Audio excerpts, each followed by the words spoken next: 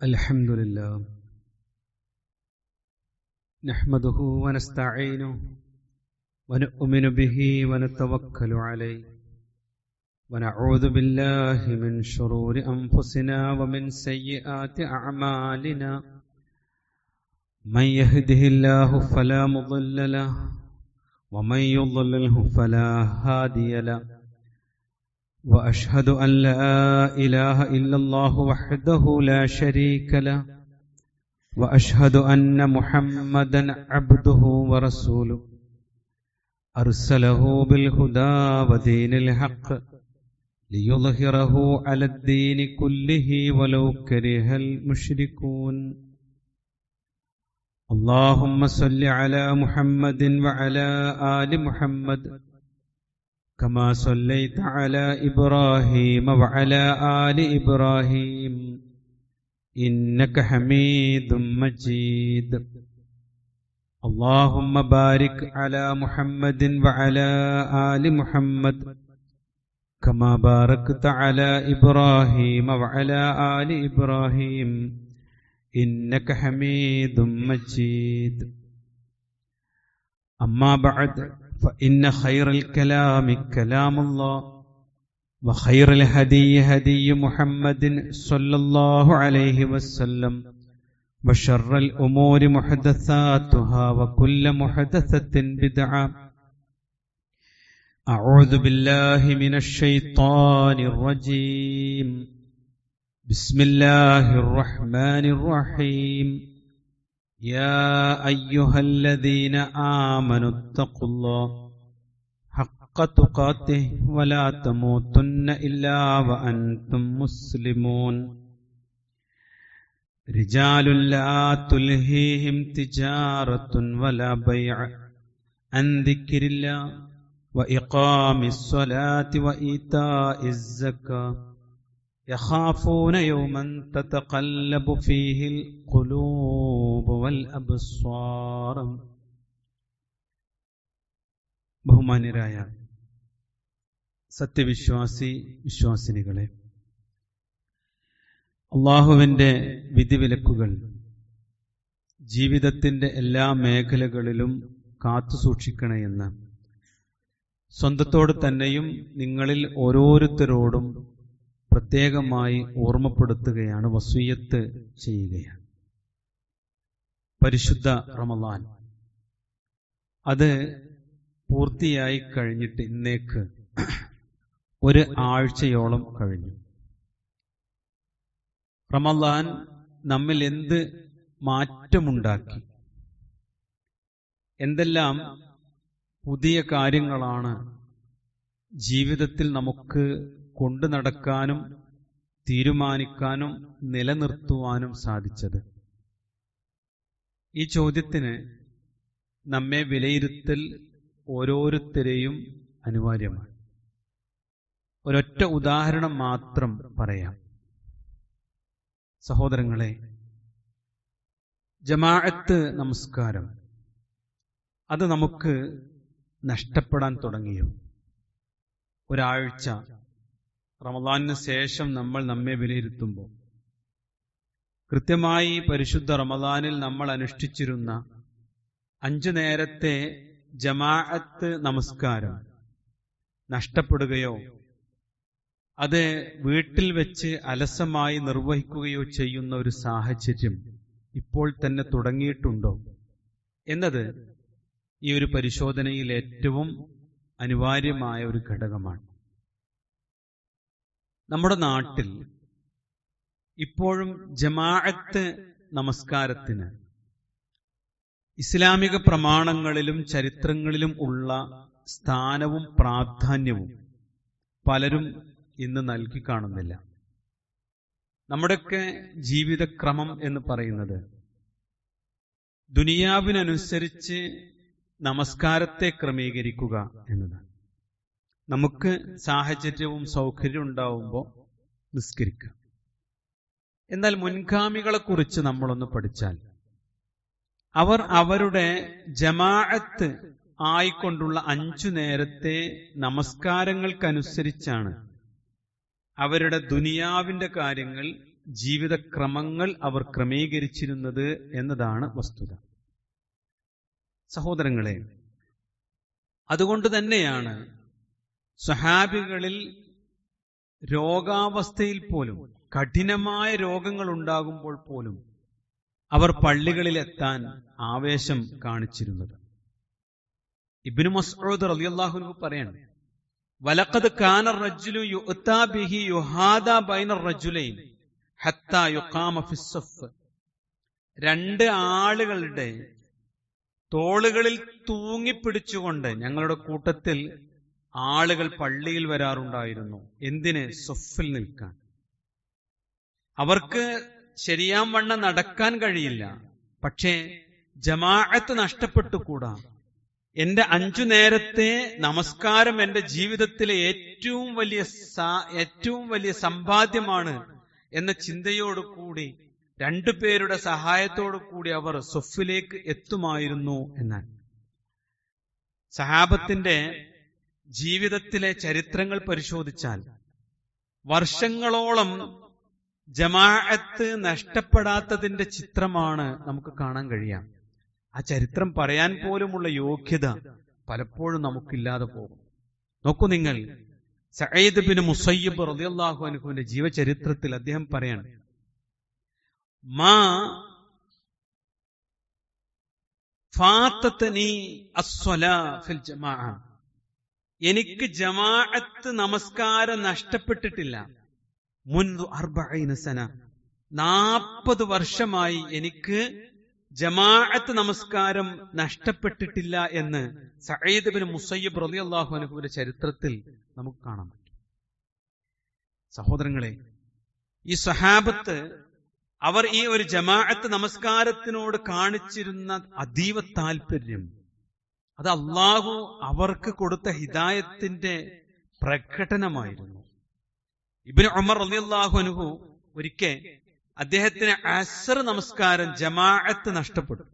അസ്ർ നമസ്കാരം അദ്ദേഹം പിന്നീട് അതിന് പ്രതികരിക്കുകയാണ്. ഒരു മരണവാർത്ത കേട്ടതുപോലെ, അല്ലെങ്കിൽ തന്റെ ജീവിതത്തിൽ എന്തോ ഒരു ദുരന്തം സംഭവിച്ചതുപോലെ അദ്ദേഹം പറയാം, ഇന്നാ ലില്ലാഹി വ ഇന്നാ ഇലൈഹി റാജിഊൻ, ഞങ്ങൾ അള്ളാഹുവിലേക്ക് മടങ്ങേണ്ടവരാണ്. ഒരു ദുരന്തം കേട്ടാൽ, ഒരു പ്രയാസം കേട്ടാൽ ഒരു മുഅ്മിന് പ്രാർത്ഥിക്കേണ്ടുന്ന പ്രാർത്ഥനയാണ്. അത് പ്രാർത്ഥിച്ചിട്ട് അദ്ദേഹം പറയണം, ഫാത്തനി സ്വലാത്തുൽ അസ്രി ഫിൽ ജമാഅ, എനിക്കിത് അസ്ർ ഒരു ജമാഅത്ത് നഷ്ടപ്പെട്ടിരിക്കുന്നു എന്ന് ഇബ്നു ഉമർ റളിയല്ലാഹു അൻഹു പറയാം. അവരതിന് കൊടുത്ത പ്രാധാന്യം നമ്മുടെ ജീവിതത്തിലെ ഐഹികമായ ഏത് സമ്പത്ത് നഷ്ടപ്പെട്ടതിനേക്കാളും ഏറ്റവും വലിയ നഷ്ടമായി അവർ ഒരു ജമാഅത്ത് നമസ്കാരത്തെ നഷ്ടപ്പെടുന്നത് അവർ കണ്ടിരുന്നു. വിശ്വാസികളെ, സഹോദരങ്ങളെ, നബി സല്ലല്ലാഹു അലൈഹി വസല്ലമ മരണസമയത്ത് ബോധം മറയുന്ന അവസ്ഥയിൽ ഇപ്രകാരമാണ് ഒരു ചെറിയ ഉണർച്ച ലഭിക്കുമ്പോ റസൂലുള്ളാഹി സ്വല്ലല്ലാഹു അലൈഹി വസല്ലമ ഉറക്കെ പറയുമായിരുന്നു, അസ്സലാ അസ്സലാ, നിങ്ങൾ നമസ്കരിച്ചോ, നിസ്കാരം എന്തായി എന്ന് റസൂലുള്ളാഹി സ്വല്ലല്ലാഹു അലൈഹി വസല്ലം പറയാം. എന്നിട്ട് വമാ മലക്കത്ത് ഐമാനിക്കും, നിങ്ങളുടെ കീഴിലുള്ളവരുടെ കാര്യത്തിൽ നിസ്കാരത്തിന്റെ കാര്യം നിങ്ങൾ ശ്രദ്ധിക്കണം കേട്ടോ, നിങ്ങളുടെ കൂടെയുള്ള ആളുകളുടെ നിസ്കാരത്തിന്റെ കാര്യം ശ്രദ്ധിക്കണം കേട്ടോ എന്ന് റസൂലുള്ളാഹി സ്വല്ലല്ലാഹു അലൈഹി വസല്ലമ തന്റെ ജീവിതത്തിന്റെ അവസാന നിമിഷങ്ങൾ പോലും മുഅ്മിനീങ്ങളെ അല്ലാഹു സുബ്ഹാനഹു വ തആലയുടെ പ്രവാചകൻ നമ്മെ ഉപദേശിക്കുകയാണ്. നോക്കൂ നിങ്ങൾ, ഉമർ ഇബ്നുൽ ഖത്താബ് റളിയല്ലാഹു അൻഹു അബൂ ലുഅ്ലുഅത്ത് ഒരു സുബഹിന്റെ ജമാഅത്തിനിടയിലാണ് ഇരുതല മൂർച്ചയുള്ള കത്തി കൊണ്ട് ഖലീഫയെ കൊലപ്പെടുത്തുവാൻ വേണ്ടി കുത്തുന്നത്. നോക്കൂ നിങ്ങൾ, അദ്ദേഹം ആ നമസ്കാരത്തിനിടയിൽ കുഴഞ്ഞു വീഴുകയാണ്. അദ്ദേഹത്തിന് ബോധം വരുന്ന സമയത്ത് അദ്ദേഹം ആദ്യം അന്വേഷിച്ചത് ഒറ്റക്കാര്യാണ്, ആരെന്നെ കുത്തിയതെന്നല്ല.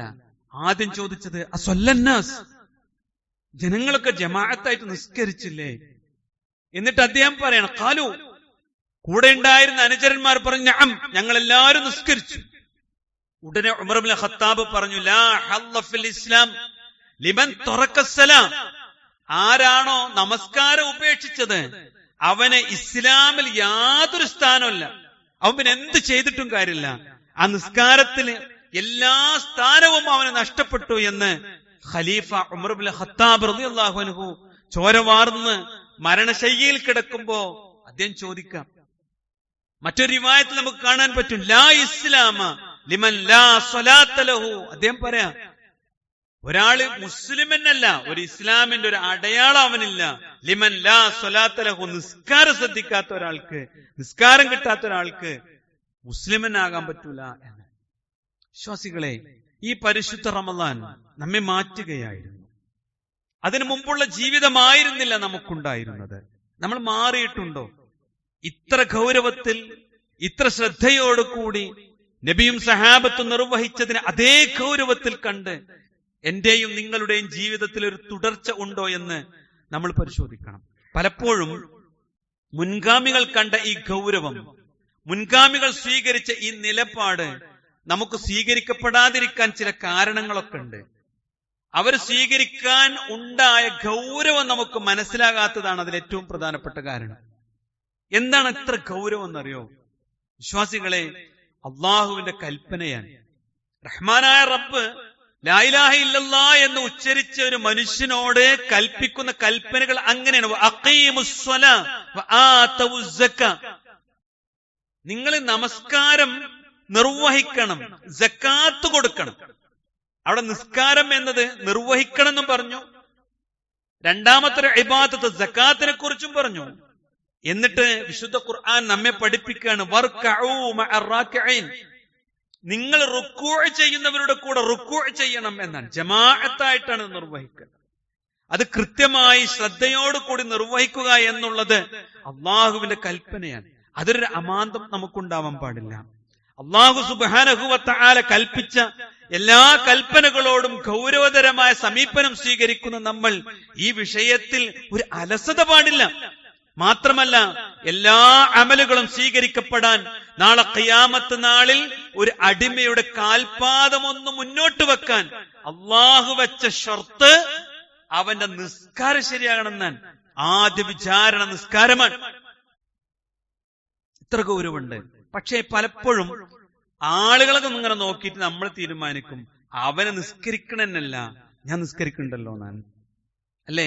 അങ്ങനെയല്ലല്ലോ നമ്മൾ തീരുമാനിക്കേണ്ടത്. നമ്മൾ നോക്കേണ്ടത് നബിയിലേക്കും സഹാബത്തിലേക്കുമാണ്. നോക്കൂ നിങ്ങൾ, റസൂലുള്ളാഹി സ്വല്ലല്ലാഹു അലൈഹി വസല്ലമ ഒരു താക്കീത് നൽകുന്നുണ്ട്. പള്ളിയിൽ ജമാഅത്തിന് ബാങ്ക് കേട്ടിട്ടും ജമാഅത്തിന് പള്ളിയിൽ വരാത്തവരോടുള്ള രോഷം റസൂലുള്ളാഹി പ്രകടിപ്പിക്കുക. ലഖദ് ഹമംതു അൻ ആമുറ ബിസ്സലാ, നിങ്ങൾക്കൊരു ഇമാമൊക്കെ നിശ്ചയിച്ച് ഞാന് ഈ നിസ്കാരത്തിന് പള്ളിക്ക് വരാത്ത ആളുകളുടെ അവരുടെ വീടുകളൊക്കെ കരിച്ചു കളയാൻ ഞാൻ ആഗ്രഹിക്കുന്നു എന്ന് റസൂലുള്ളാഹി സ്വല്ലല്ലാഹു അലൈഹി വസല്ലം. ആരെ കുറിച്ചാ പറഞ്ഞേ? പള്ളിക്ക് ജമാഅത്തിന് വരാത്തവരെ കുറിച്ചാ. അതുകൊണ്ട് വിശ്വാസികളെ, ജീവിതത്തിൽ ഈ പരിശുദ്ധ റമളാൻ നമ്മുടെ ജീവിതത്തിൽ ഇബാദത്തിന്റെ മാസമായിരുന്നു. ഇബാദത്തുകൾ ചിട്ടപ്പെടുത്തുന്ന മാസമായിരുന്നു.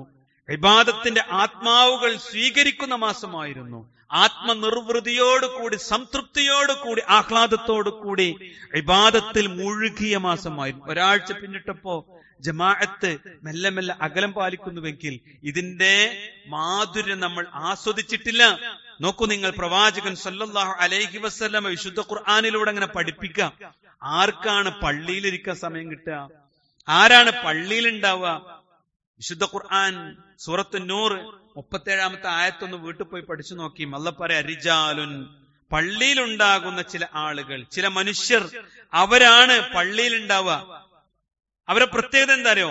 ലാ തുൽഹീഹിം തിജാറത്തുൻ വലാ ബൈഉൻ, കച്ചവടമാകട്ടെ മറ്റു ക്രയവിക്രയങ്ങളാകട്ടെ അവരുടെ ശ്രദ്ധ തിരിച്ചുവിടുകയില്ല, അവരുടെ ശ്രദ്ധ മാറ്റുകയില്ല. അവർക്ക് കച്ചവടമുണ്ട്, അവർക്ക് വ്യവഹാരങ്ങളുണ്ട്, എല്ലാം ഉണ്ട്.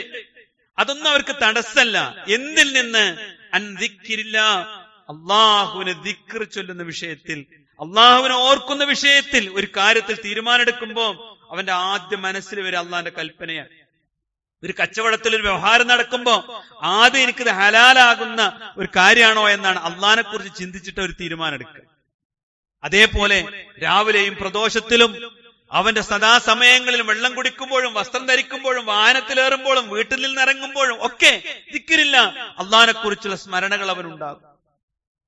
എന്നിട്ട് അള്ളാഹ് പറഞ്ഞു, ഇഖാമിസ്സലാ, നിസ്കാരം നിർവഹിക്കുന്ന കാര്യത്തിൽ, സക്കാത്ത് കൊടുക്കുന്ന കാര്യത്തിൽ അവർക്ക് അശ്രദ്ധമാവുകയില്ല.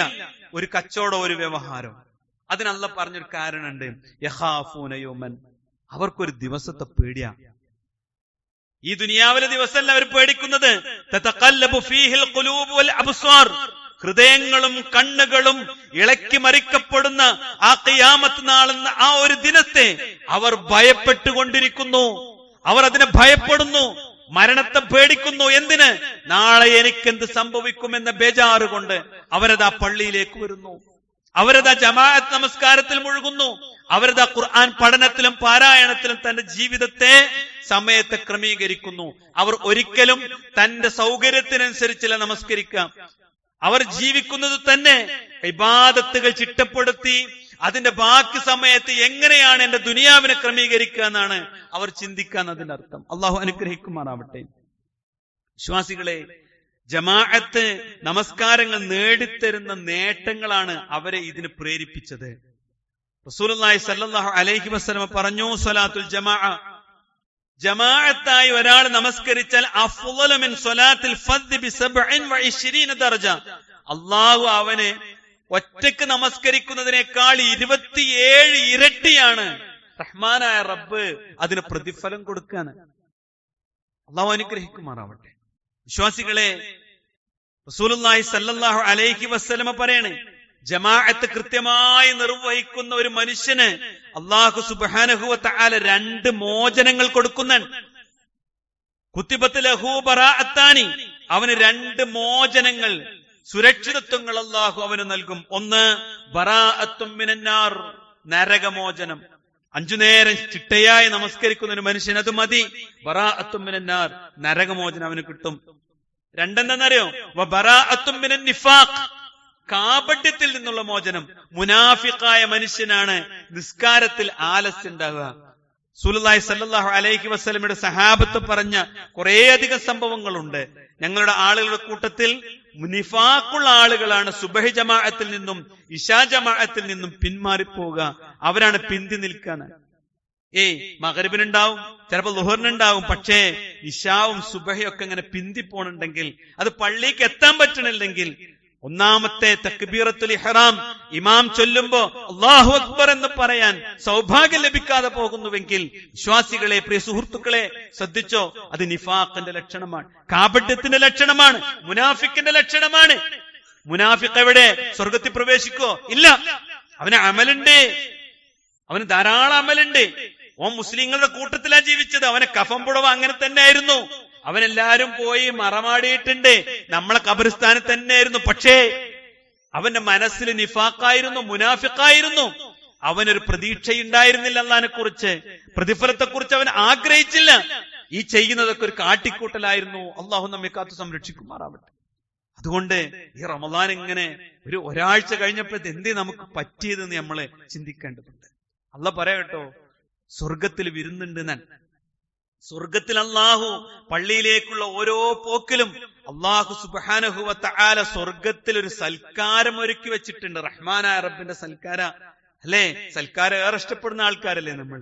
അല്ലാഹ് ഓരോ ജമാഅത്തിന് നമുക്ക് സൽക്കാരം ഒരുക്കി വെച്ചിട്ടുണ്ട് എന്ന് അള്ളാഹുവിന്റെ പ്രവാചകൻ മുഹമ്മദ് മുസ്തഫ റസൂൽ കരീം സല്ലല്ലാഹു അലൈഹി വസല്ലം പഠിപ്പിക്കുക. അതുകൊണ്ട് ഒരു പരിശോധന ഇത് തന്നെയാണ്, നിസ്കാരത്തിന് എന്ത് പറ്റി. അതുകൊണ്ട് സഹോദരങ്ങളെ, ജമാഅത്ത് നഷ്ടപ്പെടാതെ നമ്മുടെ ജീവിതത്തിൽ ഒരു ക്രമീകരണം നമ്മൾ വരുത്തണം. അതാണ് റമദാൻ നൽകുന്ന ഏറ്റവും വലിയ സമ്പാദ്യം.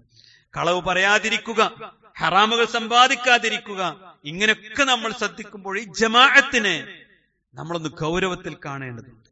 അതെന്താന്നറിയങ്ങളെ, ഇതൊരു കുറ്റിയാണ്. എന്താ കുറ്റി? കുറ്റിക്കൊരു പ്രത്യേകത ഉണ്ട്. അതിന്റെ ഒരു കയറിന്റെ തലയ്ക്ക് ഒരു പശുവിനെ നമ്മളാണ് ബന്ധിച്ചു കഴിഞ്ഞാൽ അത് എത്ര പോയാലും ആ കയറൊന്ന് വലിയുമ്പോ തിരിച്ചു കിട്ടുന്നേ വരും.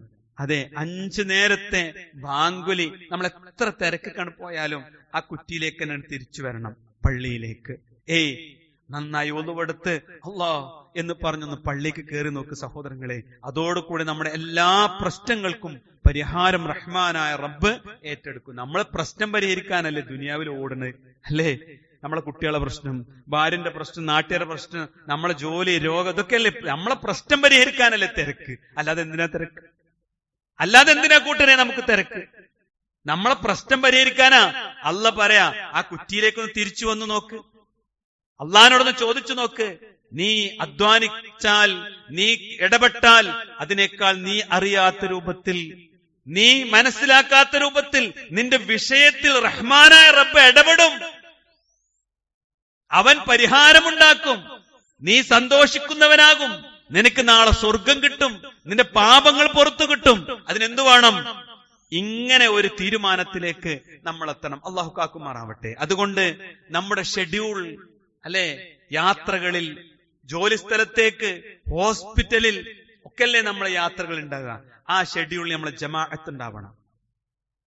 ഇന്നിപ്പോ ഞാൻ ഇറങ്ങാ, ശരി, എവിടുന്നാ ജമാഅത്ത് നിസ്കരിക്കുക, എവിടെ എനിക്ക് കിട്ടുക, എവിടെയൊക്കെ കിട്ടും, നമ്മൾ അന്വേഷിക്കുന്നിടത്തേക്ക് എത്തണം. അല്ലെ, ഓരോ ഇസ്ത്രാഹകളും ഓരോ വിശ്രമ കേന്ദ്രങ്ങളും അള്ളാന്റെ പള്ളികളിലേക്ക് കേന്ദ്രീകരിക്കണം. അവിടെ ഒന്ന് ഇരുന്ന് ഒന്ന് നിസ്കരിച്ച് ആ ജമാഅത്തിലൊന്ന് പങ്കെടുത്ത് ഒന്ന് ദിക്റ് ചൊല്ലി, വിശ്വാസികളെ എന്തൊരു ആശ്വാസ, എന്തൊരു ആനന്ദമാണ്.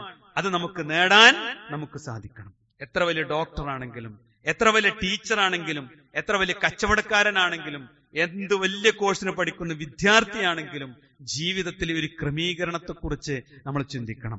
അതിന് നമുക്ക് സാധ്യമായാൽ വിശ്വാസികളെ, ജീവിതത്തിൽ അടുത്ത റമളാൻ വരെ വളരെ പവിത്രമുള്ള ഒരു മനസ്സിന്റെ, ശുദ്ധമായ ഒരു ശരീരത്തിന്റെ, ശുദ്ധമായ സമ്പാദ്യത്തിന്റെ, നാളെയുടെ ലോകത്തേക്ക് അള്ളാഹുവിന്റെ പവിത്രരായ മലക്കുകൾ വിളിക്കുമ്പോ കലിമ ചൊല്ലി മരിക്കാനുള്ള തൗഫീഖോട് കൂടി ജീവിക്കാൻ നമുക്ക് സാധിക്കും. അള്ളാഹു അതിന് തൗഫീഖ് നൽകി അനുഗ്രഹിക്കുമാറാവട്ടെ.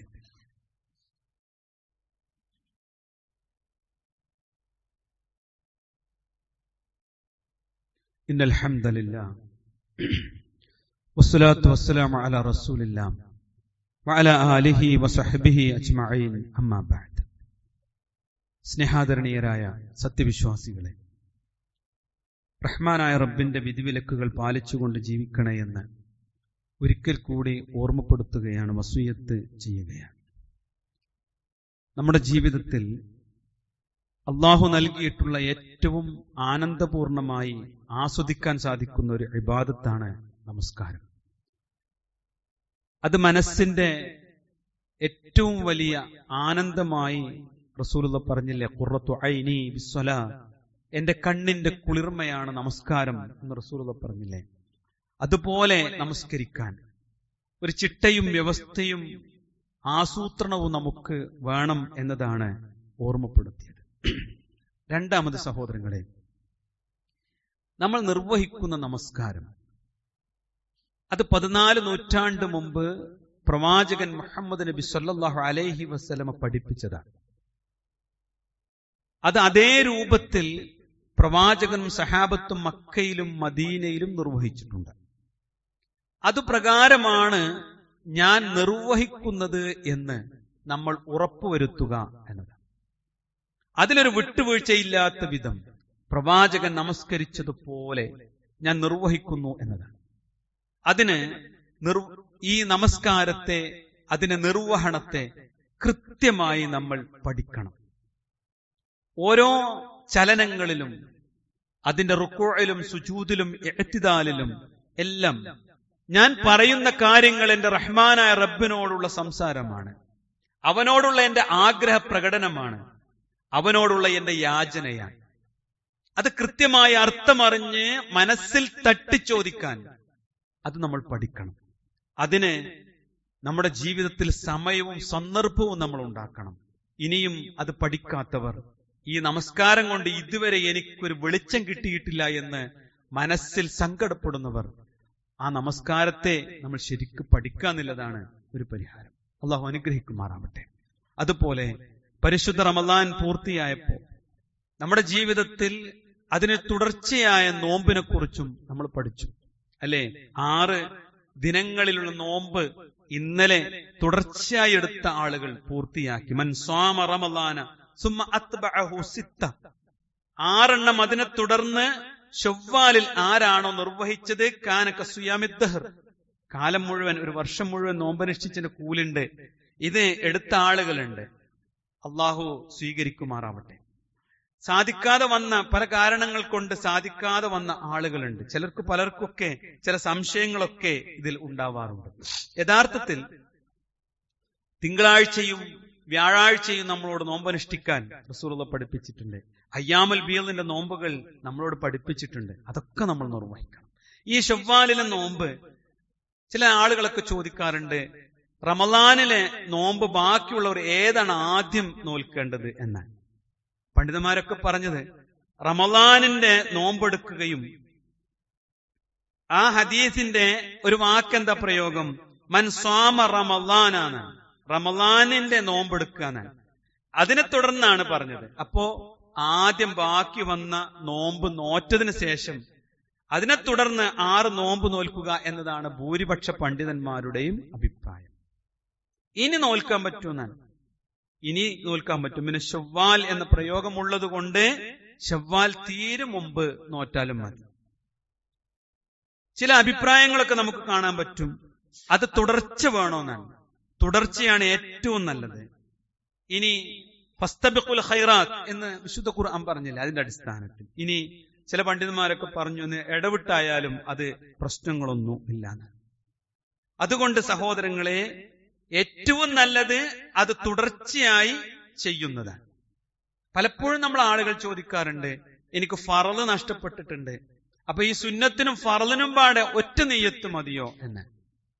യഥാർത്ഥത്തിൽ ഒന്ന് ഫറളാണ്, മറ്റൊന്ന് സുന്നത്താണ്. തുടർച്ച ചെയ്യുന്നത് സുന്നത്താണ്. അപ്പോ ഫറളിന് ഫറളായി കൊണ്ട് തന്നെയും സുന്നത്ത് സുന്നത്തായും കൊണ്ട് തന്നെയും നിർവഹിക്കണം. അപ്പോ ഫറളിന് പ്രത്യേകമായ പ്രതിഫലമുണ്ട്, സുന്നത്തിന് അതിൻ്റെതായ പ്രതിഫലവും വ്യത്യസ്തമായി ഉണ്ട്. അപ്പോ ഈ അർത്ഥത്തിൽ അതിന് നമ്മൾ ഉൾക്കൊണ്ടുകൊണ്ട് ഫറളും സുന്നത്തുമായി തന്നെ വേർപ്പെടുത്തി തന്നെയാണ് അത് നിർവഹിക്കേണ്ടത് എന്നതാണ് പണ്ഡിതന്മാർ നാം പഠിപ്പിച്ചിട്ടുള്ളത്. പിന്നെ ഈ നീയത്തിന്റെ വിഷയത്തിലും നമുക്കറിയാം, ഫറളിന് പ്രഭാതോദയത്തിന് മുമ്പ് തന്നെ അവൻ നീയത്തിൽ പ്രവേശിക്കേണ്ടതുണ്ട്. ഫറളായ നോമ്പ് അങ്ങനെയാണല്ലോ. എന്നാൽ ഒരാള് രാവിലെ എഴുന്നേറ്റ് അയാൾ പ്രഭാതം സുബഹി നമസ്കാരം കഴിഞ്ഞ് ആ നോമ്പിനെ കുറിച്ച് ചിന്തിച്ചാലും സുന്നത്ത് നോമ്പുകൾക്ക് അത് അംഗീകാരം അല്ലാഹു നൽകിയിട്ടുണ്ട്. അതുകൊണ്ട് ജീവിതത്തെ ഒന്ന് ചിട്ടപ്പെടുത്തിയാൽ ധാരാളം കാര്യങ്ങൾ നിർവഹിക്കാൻ പറ്റും, അല്ലേ? ആ സുബഹി കഴിഞ്ഞിട്ട് പള്ളിക്കൊന്ന് ഇരുന്ന് നോക്കൂ, 1/2 മണിക്കൂർ. എന്നിട്ട് അദ്കാറുകളൊന്ന് ചൊല്ല് സഹോദരങ്ങളെ. എന്നിട്ട് ജീവിതത്തിന്റെ പ്രയാസങ്ങളൊക്കെ അള്ളാനെ ഏൽപ്പിക്ക്. എന്തിനാ നമ്മൾ ഏറ്റി നടക്കണേ? അള്ള നോക്കൂലേ? അള്ള നോക്കാന്ന് പറഞ്ഞിട്ടുണ്ട്. എന്നിട്ട് 2 റക്അത്ത് നമസ്കരിച്ചിറങ്ങിയാൽ റസൂലുള്ളാഹി പറയാ, താമത്തൻ താമത്തൻ താമത്തൻ, പരിപൂർണമായി ഹജ്ജും ഉംറയും നിർവഹിച്ച കൂലി എല്ലാ പ്രഭാതത്തിലും ഒരു വിശ്വാസിക്ക് നേടാൻ പറ്റുമെന്ന് റസൂലുള്ളാഹി പഠിപ്പിച്ചതല്ലേ. എന്തിനാ കൂലികൾ നഷ്ടപ്പെടുത്തുന്നത്? അതുകൊണ്ട് റമളാനിന്റെ തുടർച്ചയെക്കുറിച്ച്, നമ്മുടെ മനസ്സിനെ കുറിച്ച്, നമ്മുടെ ശരീരത്തെക്കുറിച്ച് ഒന്ന് മനസ്സിരുത്തി ഒന്ന് വിലയിരുത്തിയിട്ട് വേണം ഈ റമളാനിന് ശേഷമുള്ള ശവ്വാലും വരാനിരിക്കുന്ന മാസങ്ങളും നമ്മൾ സ്വീകരിക്കേണ്ടത്. അങ്ങനെ മുഅ്മിനായി, മുത്തഖിയായി, മുഹ്സിനായി, മുഖ്ലിസായി അള്ളാന്റെ ദീനിൽ കടന്നുപോയി കെലിമ ചൊല്ലാൻ ഭാഗ്യം നമുക്ക് കിട്ടണം. മുസ്ലിമായി മുനാഫിഖായി കടന്നു പോയാൽ നദർക്കിൽ അസ്ഫൽ, നരകത്തിന്റെ അടിത്തട്ടിൽ സുജൂദിന്റെ അടയാളങ്ങളുമായി കടന്നു പോകേണ്ടി വരുന്ന ഹതഭാഗ്യവാന്മാരായി നമ്മൾ മാറിക്കൂടാ. അതുകൊണ്ട് ജീവിതത്തെ സ്വയം വിലയിരുത്തുക എന്നതാണ് വിജയത്തിന്റെ ഏറ്റവും വലിയ ആണിക്കല്ല്. അങ്ങനെ സ്വന്തം പരിശോധിച്ച് തന്റെ തീരുമാനങ്ങളിൽ ഉറച്ചുനിന്ന് നന്മയിൽ മുന്നോട്ട് പോകാൻ അള്ളാഹു തൗഫീഖ് നൽകുമാറാവട്ടെ. രോഗങ്ങൾ കൊണ്ട് പ്രയാസപ്പെടുന്ന നമ്മുടെ സഹോദരങ്ങൾക്ക് അള്ളാഹു ശിഫ നൽകുമാറാവട്ടെ. മരണപ്പെട്ടു പോയ നമ്മുടെ മാതാപിതാക്കൾ, ബന്ധുജനങ്ങൾ റഹ്മാനായ റബ്ബ് മഗ്ഫിറത്തും റഹ്മത്തും നൽകി അനുഗ്രഹിക്കുമാറാവട്ടെ. ലോകത്തിന്റെ വിവിധ ഭാഗങ്ങളിൽ പ്രയാസപ്പെടുന്ന മുസ്ലിം സഹോദരങ്ങൾക്ക് അള്ളാഹു ആശ്വാസം നൽകി അനുഗ്രഹിക്കുമാറാവട്ടെ. എല്ലാ പ്രതിസന്ധികളിൽ നിന്നും ലോക ജനതയെ അള്ളാഹു കാത്തു സംരക്ഷിക്കുമാറാവട്ടെ. ജന്നാത്തുൽ ഫിർദൗസിൽ അള്ളാഹു നമ്മെ ഒരുമിച്ച് കൂട്ടുമാറാവട്ടെ. അല്ലാഹു മഗ്ഫിർ ലിൽ മുഅ്മിനീന വൽ മുഅ്മിനാത്ത് വൽ മുസ്ലിമീന വൽ മുസ്ലിമാത്ത് വൽ അഹ്യാഇ മിൻഹും വൽ അംവാത് ഇന്നക മുജീബു ദഅവാതി യാ ഖാദിയൽ ഹജാത്. اللهم أجرنا من النار، اللهم أجرنا من النار، اللهم أجرنا من النار. ربنا آتنا في الدنيا حسنة وفي الآخرة حسنة وقنا عذاب النار. آمين آمين برحمتك يا أرحم الراحمين والحمد لله رب العالمين.